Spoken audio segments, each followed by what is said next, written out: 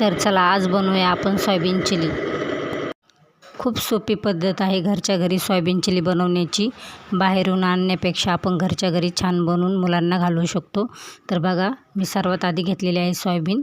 तर आता त्याच्यामध्ये पाणी टाकून ते गॅसवरती शिजवून घेणार आहे।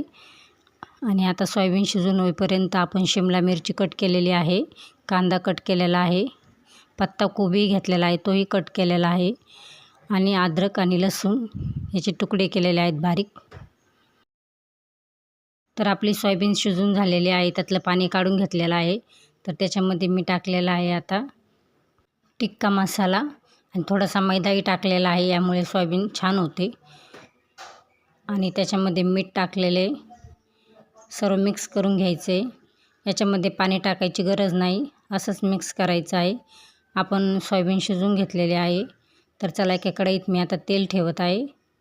तेल ठेवलेलं आहे, त्याच्यामध्ये आपण सोयाबीन तळून घ्यायची आहे, फ्राय करायची, पण अशी कडक नाही करायची, थोडीशी नरमच ठेवायची।